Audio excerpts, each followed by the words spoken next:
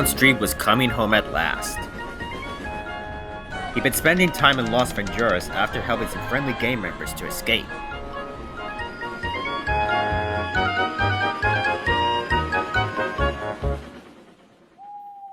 That night, Brown Street told Freight all about the other side of San Andreas. "I didn't know there was another side," said Freight, and the two went happily to sleep.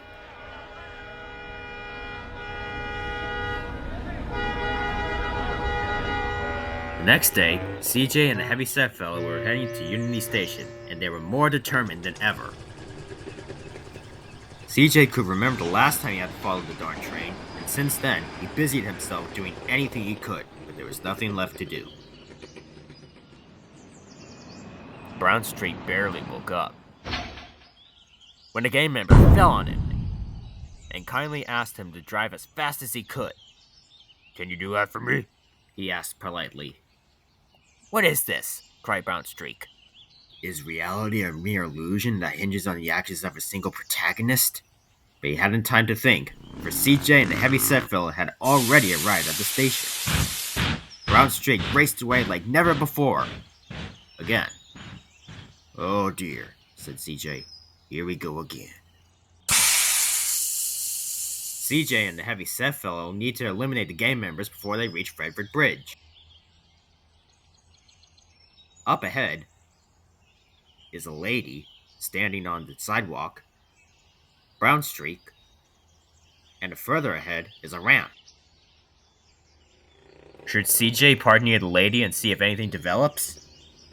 No. Although this will put CJ in a better mood for a price, but there's not enough room on the bike for the lady and the heavy-set fellow. What about if CJ followed Brown Streak while the heavy-set fellow shoots the gang members? No. They've done this before, but it didn't go as planned. What about if CJ got onto the ramp before Brown Streak does, boarded the train, and fired the gang members? Yes. Everyone knows that the heavy-set fellow is unreliable. If CJ wants the job done properly, he'll have to do it himself. CJ and... the gang members arrived at Las Venturas.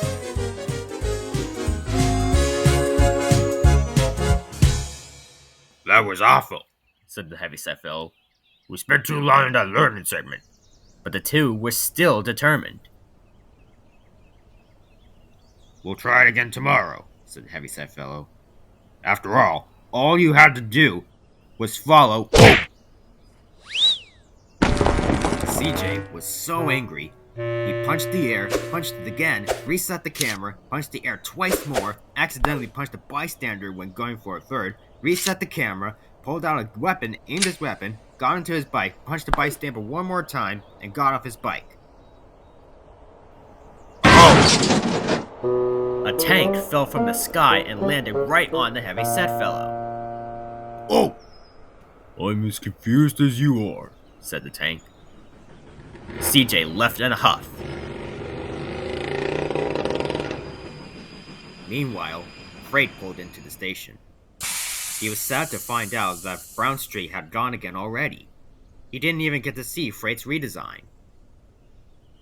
Freight had always been a content old engine, but ever since Brown Street broke through the barrier, Freight had been questioning just how big San Andreas really was. And with the player seemingly incapable of completing this chapter, Freight tried to sleep, wondering if he'd ever get to see the world.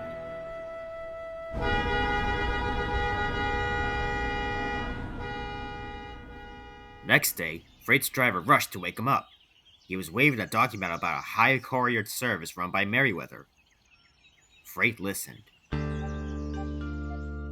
"But I can't tell you anymore or I'll spoil the next story,"